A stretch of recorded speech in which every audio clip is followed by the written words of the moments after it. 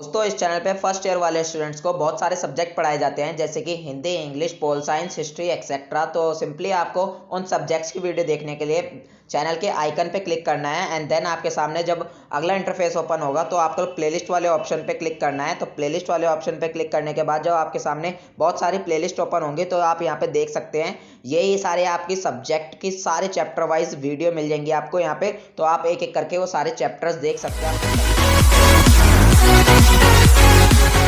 Welcome to Srivastava classes. तो आज के इस वीडियो के अंदर हम अपने सब्जेक्ट हिस्ट्री की जो हमारी यूनिट 4 है उसका चैप्टर 7 यानी कि उसका सेकंड चैप्टर करने वाले हैं, ठीक है, जिसका नाम है दक्षिण भारत की महापाषाण संस्कृतियाँ। ओके फ्रेंड्स, तो चलिए स्टार्ट करते हैं। अच्छा फ्रेंड्स, एक बार और मैं आपको एक बात बता दूं कि हम अपने यूनिट 4 से पहले जितनी हमारी तीनों यूनिट थी, मतलब कि 6 चैप्टर हम ऑलरेडी अपलोड कर चुके हैं, जिनका लिंक आपको डिस्क्रिप्शन बॉक्स में मिल जाएगा।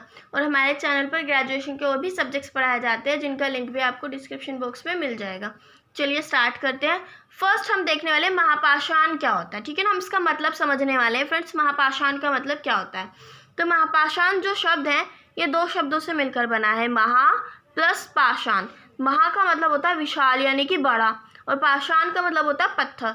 तो ये जो हमारी महापाषाण संस्कृति है इसके अंदर हम मतलब बड़े बड़े पत्थरों के बारे में पढ़ेंगे, ठीक है ना। तो ये बड़े बड़े पत्थरों से रिलेटेड है। नेक्स्ट पॉइंट हमारा, इस समय के अंदर कब्रों में से बहुत बड़े बड़े पत्थर मिले, बड़े बड़े पत्थरों से स्मारक बनाए हुए थे, जिसकी वजह से इस काल को महापाषाण नाम दिया गया। यानी कि ये जो समय था महापाषाण वाला, इसके अंदर कब्रें मिली और उन कब्रों में से बहुत बड़े बड़े पत्थर मिले, और इस काल के अंदर बड़े बड़े पत्थरों से बिल्डिंग्स भी बनाई हुई थी, स्मारक भी बनाए हुए थे, ठीक है ना।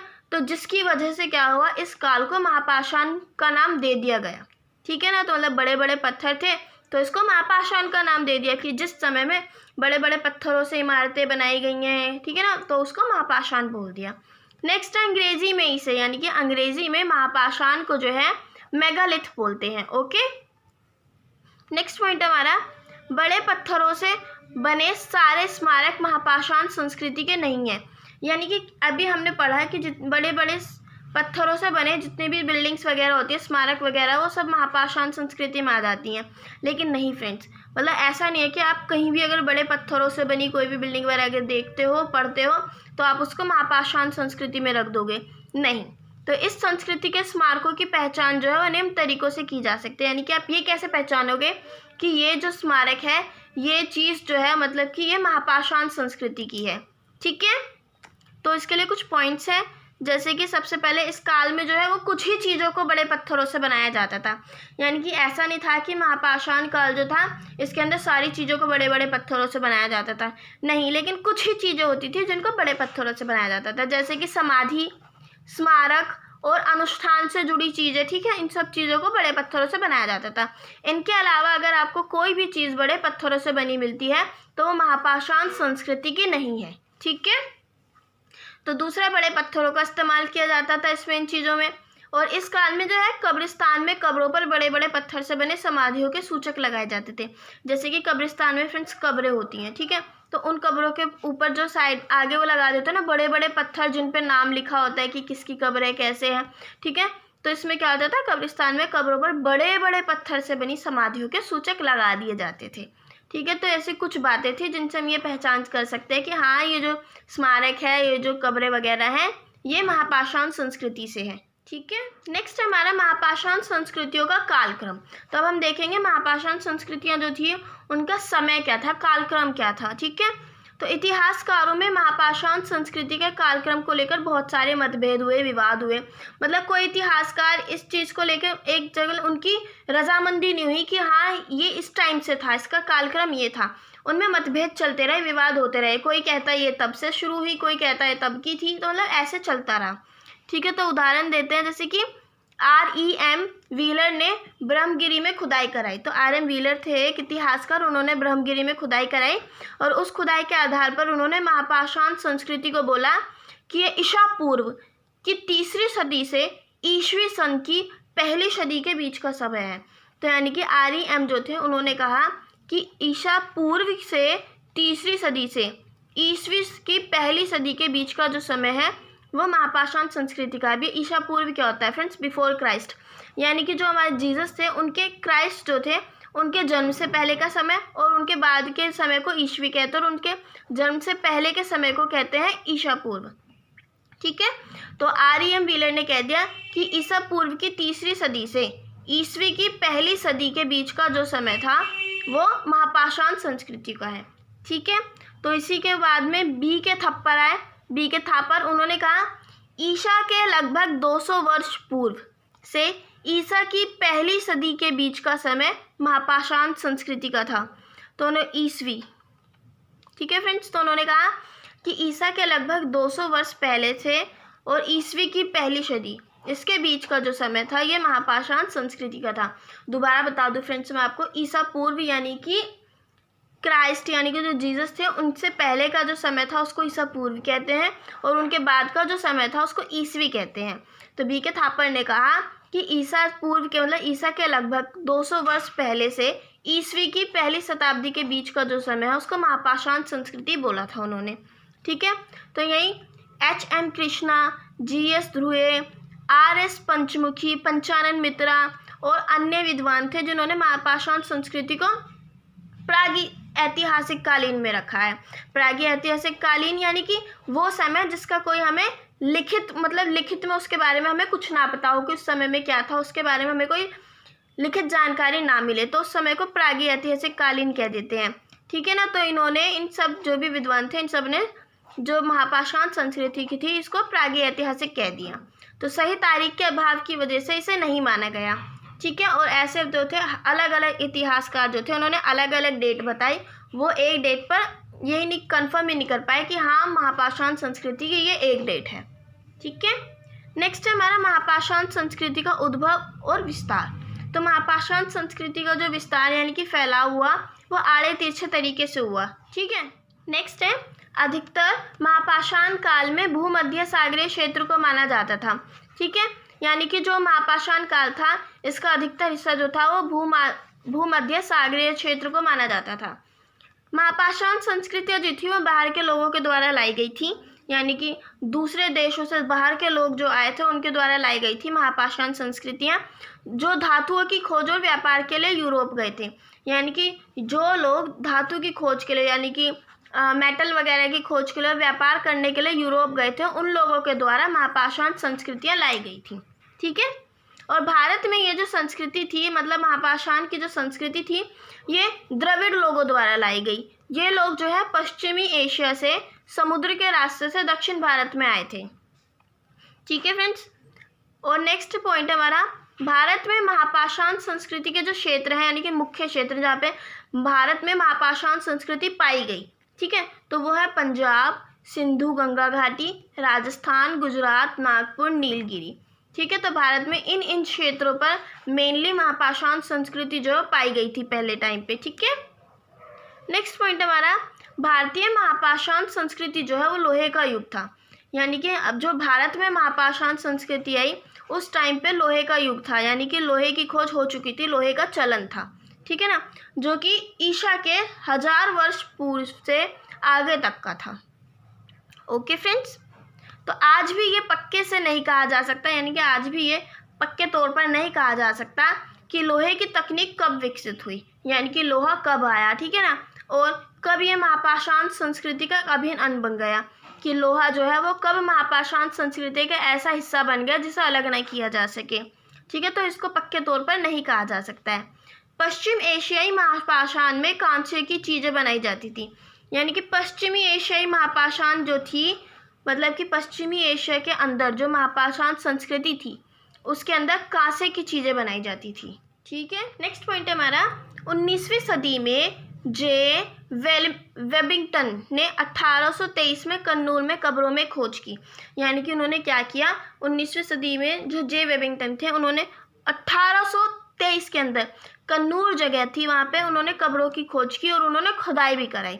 ठीक है ना, और खुदाई के साथ साथ उन्होंने केरल में महापाषाण संस्कृति जो थी यानी केरल के अंदर जो महापाषाण संस्कृति की इसके बारे में पढ़ाई करनी भी शुरू की। कब, 1823 में। तो जब उन्होंने कब्रों की खुदाई कराई थी तो उनमें से उन्हें बहुत सारी चीज़ें मिली, यानी कब्रों के अंदर उन्हें बहुत सारी चीज़ें मिली और उनके साथ साथ उन्होंने देखा कि कब्रों के अंदर बहुत बड़े बड़े पत्थर भी थे। ठीक है, तो इसलिए जो वो संस्कृति थी उसको महापाषाण संस्कृति भी कहा गया था, क्योंकि उसमें बड़े बड़े पत्थर मिले थे कब्रों के अंदर। नेक्स्ट पॉइंट है हमारा, भारत में जो महापाषाण संस्कृति थी वो मुख्य संकेंद्रण जो था वो दक्कन में गोदावरी नदी का दक्षिणी भाग था। यानी कि मेनली जो भारत में महापाषाण संस्कृति ज़्यादातर तौर पे पाई गई वो दक्कन में और गोदावरी नदी के दक्षिणी भाग में पाई गई थी। ठीक है, नेक्स्ट है फ्रेंड्स हमारा महापाषाणीय संस्कृति दक्षिण भारत की लोह युगीन संस्कृति। यानी कि जो महापाषाणीय संस्कृति थी वो दक्षिण भारत की लोह युगीन संस्कृति के समान थी। कैसे? उपकरण और औजार लोहे के बनने लगे थे इस संस्कृति में। यानी कि महापाषाणीय संस्कृति में और दक्षिण भारत की जो लोह युगीन संस्कृति थी इनमें जो उपकरण थे, हथियार वगैरह, औजार वगैरह, ये जो है वो लोहे के बनने लगे थे। ठीक है ना, ये वो समय था जिसमें दक्षिण भारत में लोहे का खूब इस्तेमाल हुआ। यानी कि जो लोह युगीन संस्कृति थी दक्षिण भारत की, इसके अंदर लोहे का खूब इस्तेमाल हुआ, भरपूर इस्तेमाल हुआ, औजार बनाने का, हर चीज़ के लिए लोहे का इस्तेमाल हुआ। लोगों ने लोहे का फ़ायदा देखकर इसका इस्तेमाल शुरू किया था। तो लोगों ने लोहे का इस्तेमाल किया ही क्यों? क्योंकि उन्होंने इसके अंदर फ़ायदा दिखा, मजबूत है, इससे नुकीले हथियार बनाए जा सकते हैं सुरक्षा के लिए। ठीक है ना, तो ये सब फ़ायदे देख के उन्होंने इसका इस्तेमाल शुरू किया। इस समय में यानी कि जो हमारी दक्षिण भारत की लोह युगीन संस्कृति थी इसके अंदर पत्थरों का जो इस्तेमाल था वो कम हो गया था और लोहे का प्रयोग बढ़ गया था। ठीक है, मिस्र में किसी भी व्यक्ति की मृत्यु से पहले एक बहुत बड़े पत्थर की योजनाबद्ध तरीके से तैयार कर लिया जाता था। क्या होता था फ्रेंड, जैसे मिस्र में कोई राजा वगैरह है, ठीक है ना, तो अगर वो वो अपनी मृत्यु से पहले ही एक पत्थर वर्क करवाता था बहुत बड़ा और उस पर अपने बारे में लिखवा देता था बहुत सारी बातें। तो क्या होता था, वो अपने मरने से पहले ही एक बहुत बड़े पत्थर को अपने तरीके से तैयार करवा लेता था ताकि कि जब वो मरे तो उसकी कब्र के ऊपर उस पत्थर को लगा दिया जाए। ठीक है, तो पहले के समय में लोग शवों को अपने घरों में दफनाया करते थे, लेकिन जो हमारा दक्षिणी भारत का जो लोह युगीन संस्कृति थी इसके अंदर लोगों ने शवों को घर से दूर दफनाना शुरू कर दिया। कहाँ पर? जैसे कि कब्रिस्तान वगैरह में दफनाना शुरू कर दिया जहाँ पर सिर्फ और सिर्फ शवों को दफनाया जाता था। ठीक है, नेक्स्ट है महापाषाणों का वर्गीकरण। यानी कि जो बड़े बड़े पत्थर थे, महापाषाण जो थे, उनका वर्गीकरण कैसे हुआ? तो फर्स्ट पत्थर के व्रत, कब्रों के टीले, दीर्घाश्म स्तंभ, चट्टानों को काट कर बनाई गई गुफाएं, स्तूप आकार व्रत, टोपी चट्टानें, सीधे खड़े पत्थरों वाले ताबूत। तो जो पहले फ्रेंड्स क्या हुआ, जब महापाषाण जो थी हमारी संस्कृति, इसको हमने कब्रों के आधार पर पढ़ा है। तो ये जितने भी प्रकार है सब कब्रों के हैं। ठीक है, तो कब्रों के तौर पर इनको ऐसे महापाषाणों को बांट दिया गया। तो पढ़ते हैं पहला, चट्टानों को काट कर बनाई गई गुफाएं। ठीक है, तो बड़े बड़े पत्थर होते थे, उनको बीच में से काट के उनमें गुफाएं बना दी जाती थी और फिर उन गुफाओं के अंदर समाधियाँ यानी कि कब्रें बना दी जाती थी। ठीक है, और ये जो इस तरीके की जो कब्रें हैं वो मद्रास, केरल, मालाबार और कोचीन के क्षेत्रों में पाई गई। ठीक है, दक्कन और पश्चिमी भारत, जैसे कि पश्चिम भारत में जो एलिफेंटा की गुफाएं, अजंता, एलोरा, ये सारी जो गुफाएं थी इनमें भी ऐसी कब्रें पाई गई। ठीक है फ्रेंड्स, जिनको बीच में से काट कर गुफाएं बना दी और उनके अंदर फिर कब्रें बना दी। तो इस तरह की कब्रें भी मिली। नेक्स्ट है दीर्घाश्म स्तंभ। तो ये कैसे होता है? इन स्तंभों का जिक्र जो है वो तमिल के प्राचीन साहित्य में भी मिलता है। ठीक है, तो तमिल का एक बहुत प्राचीन साहित्य है, उसके अंदर इन स्तंभों का जिक्र मिलता है। ये स्तंभ जो है वो सीधे ज़मीन में गड़े हुए महापाषाण स्तंभ होते हैं। यानी कि एक बहुत ऊंचे ऊंचे बहुत बड़े बड़े पत्थर होते हैं जो सीधे ज़मीन में गड़े होते हैं और खड़े होते हैं। ठीक है, तो ये केरल के कोमलपाथना, यानी केरल के कोमलपाथना जगह है, नालगोंडा, महबूबनगर, कर्नाटक के गुलबर्ग में, रायचूर, इन सब जगह पर मिले थे। ठीक है, इनकी सामान्य ऊंचाई जो है, यानी कि ये जो दीर्घाश्म स्तंभ थे इनकी सामान्य ऊंचाई यानी कि एवरेज जो इनकी हाइट थी वो 3 से 6 फीट होती थी, लेकिन जो ज़्यादा बड़े होते थे उनकी हाइट 3 से 16 फीट तक होती थी। ठीक है फ्रेंड्स, नेक्स्ट है स्तूप आकार व्रत। ठीक है, तो ये किस में होते थे?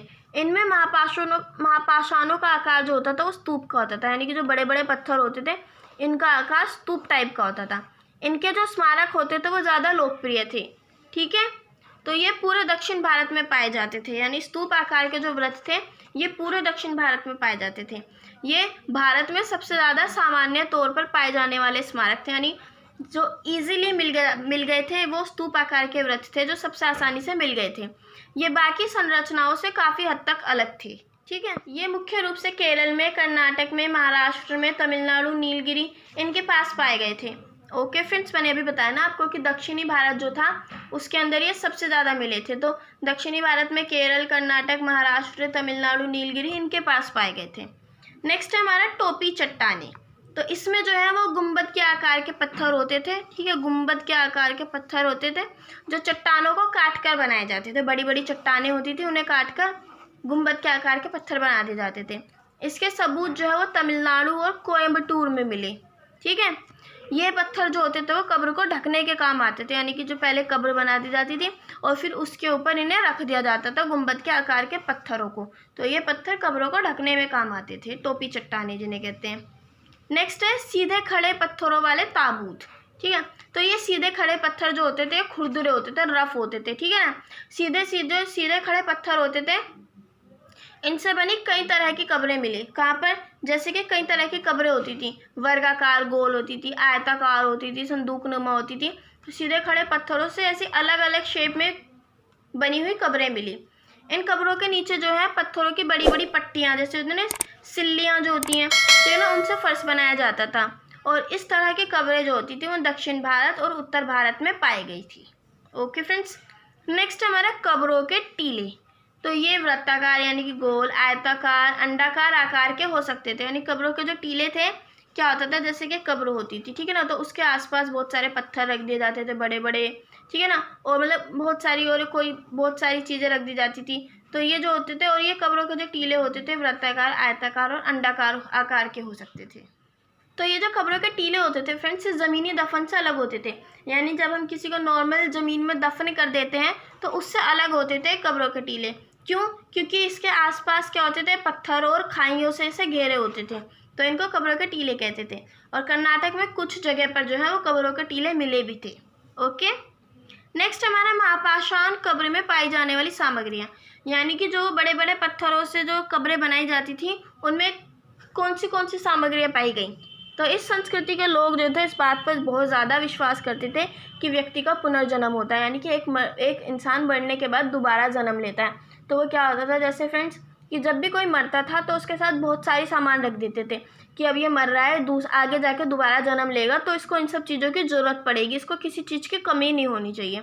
ठीक है, या फिर उन्हें मरने के बाद भी एक जीवन जीना होता है। तो उन लोगों का मानना था कि या तो उनका दोबारा जन्म हो जाएगा या फिर वो मरने के बाद भी एक अलग ही जीवन जिएंगे। तो जिसके लिए कब्रों में वो सामान रख देते थे कि जिसकी ज़रूरत इन्हें पड़ सकती है। तो कब्रों में क्या होता, कई तरह के सामान रखे जाते थे, जैसे कि मिट्टी के बर्तन रखते थे, पत्थर और धातु के औजार रखते थे, सोने, चांदी, तांबे, इन सब के मिट्टी के सिक्के रखते थे और आभूषण भी रखे जाते थे। ठीक है ना, और जैसे कि एक बार तो एक ऐसी वो भी मिली थी कब्र जिसके अंदर एक कुआं बना दिया था। ठीक है, तो ताकि जो है उनके लोगों को पानी की कमी ना पड़े। ठीक है, तो नेक्स्ट है महापाषाण काल में जीविका के साधन। यानी कि जो महापाषाण संस्कृति थी, लोग उसमें अपनी जीविका कैसे चलाते थे। ठीक है, फर्स्ट है पशुपालन। तो लोग जो है पशुओं से दूध और मांस लिया करते थे, जिसे वो खा सकते थे, पी सकते थे। ऐसा माना जाता है कि उस काल में जो है भेड़, बकरी, सुअर, घोड़ा, भैंस, मुर्गा, कुत्ता, ये सारे जो पशु हैं ये पाले जाते थे। ठीक है, तो जिनके जरिए क्या है वो अपनी जीविका चलाते थे। नेक्स्ट जो है वो हमारा बढ़ईगिरी। यानी कि उस टाइम के जो लोग होते थे वो लकड़ी का सामान बना कर भी अपनी जीविका चलाते थे। बढ़ई तो वही होते हैं ना फ्रेंड्स जो लकड़ी की चीज़ें बनाते हैं। तो बढ़ईगिरी एक महत्वपूर्ण काम था उस टाइम पे। ये लकड़ी से औजार बनाया करते थे, जैसे कि कुल्हाड़ी, हल, फावड़ा आदि। लकड़ी जो होती थी वो बबूल, शीशम और सागवान जैसे पेड़ों से ली जाती थी, क्योंकि मजबूत लकड़ी होती थी और लकड़ी का उपयोग घर बनाने में भी किया जाता था उस टाइम पे। ठीक है, तो ये भी एक बहुत महत्वपूर्ण काम था उस टाइम पे, जिससे कि लोग अपनी जीविका चलाते थे। नेक्स्ट है कृषि। तो इस काल में जो है लोगों की अर्थव्यवस्था वो कृषि पर आधारित थी। यानी लोगों की जो पैसों से रिलेटेड पूरी व्यवस्था थी वो कृषि पर आधारित थी और चावल उनकी मुख्य फसल बन गई थी। उस टाइम पे उपजाऊ भूमि कम थी, इसलिए वो ठीक तरीके से भूमि का उपयोग करते थे। यानी कि छोटी छोटी मतलब कम इलाके पे, कम ज़मीन पे ज़्यादा खेती करते थे। पथरीली भूमि का इस्तेमाल जो है वो अपनी कब्रों के लिए क्या करते थे, यानी कि जो भूमि उपजाऊ नहीं होती थी उसको कब्रों को दफनाने के लिए उसका इस्तेमाल कर लिया करते थे। और सिंचाई के लिए उस टाइम पे उन्नत तकनीक का इस्तेमाल किया जाता था। उस समय में फ्रेंड्स क्या होता था, धान की खेती जो है वो भी कई क्षेत्रों में की जाती थी। धान यानी कि चावल की खेती बहुत अलग अलग क्षेत्रों में की जाती थी। ठीक है ना, और दक्षिणी भारत में और भी कई तरह की फसलें उगाई जाती थी, जैसे कि रागी, गेहूँ, बाजरा, मसूर, मटर आदि। तो ये कृषि की बात हुई कि उस टाइम पे जो लोगों की अर्थव्यवस्था होती थी वो कृषि पर आधारित थी। ठीक है, नेक्स्ट है हमारा शिकार और मछली पकड़ना, यानी कि उस टाइम पे लोग अपनी आजीविका चलाने के लिए शिकार और मछली भी पकड़ते थे। शिकार से जो है लोग खाना प्राप्त करते थे, मतलब जानवरों को मारकर उनसे खाना प्राप्त करते थे, और लोग मछली भी मारते थे और उन्हें भी खाते थे। बाण, बर्छा, भाला ये जैसे ये इतने सारे उपकरण मिले थे जिनसे ये पता चला कि हाँ उस समय में शिकार किया जाता था। ठीक है, नेक्स्ट है हमारा धातु यानी कि मेटल। ठीक है, तो महापाषाण संस्कृति के स्थलों पर यानी कि जगह पर कुल्हाड़ी, तांबे के टुकड़े, पिघलाने की भट्टियाँ, लोह अयस्क के टुकड़े, इन सब के सबूत मिले, जिससे कि हम ये कह सकते हैं कि हाँ उस टाइम पे धातु का इस्तेमाल किया जाता था। ठीक है, जिनसे ये पता चलता है कि उस समय में सोना, चांदी, तांबा, लोहा आदि का प्रयोग किया जाता था। उस काल में क्या होता था फ्रेंड्स, सबसे ज़्यादा लोहे का इस्तेमाल किया जाता था, जिससे औजार बनाए जाते थे। ठीक है, तो जिससे भी क्या होता था, वो लोग अपनी आजीविका चलाते थे। नेक्स्ट है मृदभांड। मृदभांड यानी कि मिट्टी के बर्तन। तो उस काल में मिट्टी के बर्तनों का इस्तेमाल भी किया जाता था, तो लोग मिट्टी के बर्तन भी बनाते होंगे, बेचते भी होंगे। तो उस काल में काले, लाल बर्तन, पॉलिश वाले बर्तन, धूसर बर्तन, कटोरे, कलश, थाली, ढक्कन और चिकनी मिट्टी के बनाए हुए होते थे ये सारे बर्तन। ठीक है ना, तो इस तरह के बर्तनों का उस टाइम पे इस्तेमाल किया जाता था। तो नेक्स्ट है फ्रेंड्स हमारा व्यापार और विनिमय, यानी कि उस टाइम पे लोग व्यापार भी करते होंगे। ठीक है, तो खुदाई के दौरान जो है बहुत सारी ऐसी चीज़ें मिली जो गैर स्थानिक थी, यानी कि जो कि महापाषाण संस्कृति से रिलेटेड नहीं थी, लेकिन फिर भी वो वहाँ पे मिली। तो जिससे ये पता चला कि उस काल में जो है लोग वस्तु विनिमय प्रणाली द्वारा व्यापार करते थे। वस्तु विनिमय प्रणाली यानी कि एक चीज़ को देकर दूसरी चीज़ का लेना, जैसे कि आपने चावल को देकर आपने कोई कपड़ा वगैरह खरीद लिया, तो उसको कहते हैं वस्तु विनिमय प्रणाली। तो उस टाइम पे ऐसे वस्तु विनिमय प्रणाली के द्वारा व्यापार होता था। व्यापारिक गतिविधियों के लिए जो है वो मुख्य जगह थी समुद्र के तट, यानी कि जो आप वहाँ पे मेनली व्यापार जो होता था वो समुद्र के तटों से होता था। ठीक है, नेक्स्ट हम देखेंगे अब राज व्यवस्था। ओके फ्रेंड्स, ऐसा माना जाता है कि उस काल के जो लोग होते थे वो जंगलों में रहते थे, तो और वो सरदार की सत्ता पर विश्वास करते थे। अब जब वो जंगल में रह रहे हैं फ्रेंड्स, वहाँ पे कोई अब ऐसी हमारी जैसी गवर्नमेंट तो होनी नहीं है, तो क्या होता था, जो उच्च परिवार के वंशज होते थे, जो यानी कि जो उच्च जाति वगैरह के होते थे, उनमें से किसी एक बंदे को सरदार चुन लिया जाता था, और फिर जितने भी लोग होते थे वो सरदार की सत्ता पर ही विश्वास करते थे कि अब जो सरदार ने कह दिया वही माना जाएगा। ठीक है, महापाषाण काल के लोग जो है वो आपस में भौतिक और सांस्कृतिक सामग्रियों का भी आदान प्रदान करते थे। तो राज व्यवस्था के बारे में फ्रेंड्स ज़्यादा कुछ नहीं है, क्योंकि वो लोग जंगलों में रहते थे, तो उनकी ऐसी कोई राज व्यवस्था इतनी बड़ी रही नहीं होगी। ठीक है, तो इसलिए थोड़े बहुत 2-3 पॉइंट्स थे वो मैंने आपको बता दिए हैं। नेक्स्ट है हमारा महापाषाण संस्कृति के अध्ययन के स्रोतों की सीमाएं, यानी कि महापाषाण संस्कृति के बारे में जब हम पढ़ने चलते हैं तो उनके स्रोतों की सीमाएं क्या, लिमिटेशन क्यों है। ठीक है ना, यानी कि उसके बारे में इतना सब कुछ क्यों नहीं है, हम इतना सब कुछ ज्ञान क्यों नहीं ले पाते हैं। तो लिखित स्रोत जो है उनकी कमी थी, यानी कि महापाषाण संस्कृति के बारे में ऐसा कुछ भी हमें ऐसा कोई बुक या फिर वगैरह कुछ नहीं मिला, साहित्य वगैरह जिसके अंदर महापाषाण संस्कृति का जिक्र हुआ हो ज़्यादा, तो इसलिए कुछ भी पक्की तरह से नहीं कह सकते। ठीक है, और कब्रों से क्या है उस काल को समझ पाना मुश्किल था, यानी कि हमने महापाषाण संस्कृति को जो अब तक फ्रेंड्स जो भी समझा है वो कब्रों के बेस पे समझा है। तो अब इतना सब कुछ तो हम कब्रों के आधार पर पता नहीं लगा सकते, लेकिन फिर भी जो कुछ पता चला लग गया, तो इसलिए ये भी एक इसकी लिमिटेशन हो गई। ठीक है, नेक्स्ट है इस काल की थोड़ी सी जानकारी जो है, मतलब बहुत थोड़ी सी जानकारी वो संगम साहित्य से मिली, पर पूरी जानकारी कहीं से नहीं मिली, इसलिए इस काल के बारे में पूरी तरीके से जानने में हम आज भी असफल हैं। खुदाई से मिली चीज़ों का सही समय के बारे में पता ना लगा पाना, यानी कि खुदाई में जो चीज़ें मिली उनसे हम सही समय का पता नहीं लगा पा रहे हैं। ठीक है ना, और दूसरा इतिहासकारों में आपस में मतभेद, मैंने अभी बताया था कि हर जितने भी इतिहासकार हैं कोई कुछ कहता है महापाषाण संस्कृति के बारे में, कोई कुछ कहता है, तो उनके बीच में आज भी मतभेद चल रहा है, जिसकी वजह से महापाषाण संस्कृति के बारे में ज़्यादा कुछ पता नहीं चल पाया है। ठीक है फ्रेंड्स, तो ये जो हमारा यूनिट 4 थी हिस्ट्री की वो कंप्लीट हो गई है। आई होप आपको ये समझ आई होगी। ठीक है ना फ्रेंड्स, अगर आपको इससे रिलेटेड कोई भी डाउट है तो प्लीज़ मुझसे पूछेगा ज़रूर, मैं आपका डाउट क्लियर करने की पूरी कोशिश करूँगी। तो फ्रेंड्स अभी हमने अपने टेलीग्राम पे ग्रुप बनाया है जिसके अंदर हमारी किसी भी सब्जेक्ट से रिलेटेड वीडियो आती है, और अगर सोल से रिलेटेड कोई भी इन्फॉर्मेशन आती है तो वहाँ पे आपको सबसे पहले इन्फॉर्म कर दिया जाता है। तो आप वहाँ पे हमें ज्वाइन और कॉन्टैक्ट कर सकते हैं, जिसका लिंक आपको डिस्क्रिप्शन बॉक्स में मिल जाएगा। फ्रेंड्स आप हमें हमारी सोशल साइट जैसे कि फेसबुक, इंस्टाग्राम पर भी कॉन्टैक्ट कर सकते हैं, जिनका लिंक भी आपको डिस्क्रिप्शन बॉक्स में मिल जाएगा। Thanks for watching. जय हिंद, जय भारत। पसंद आए तो लाइक कीजिए, सब्सक्राइब कीजिए एंड शेयर तो ज़रूर कीजिए।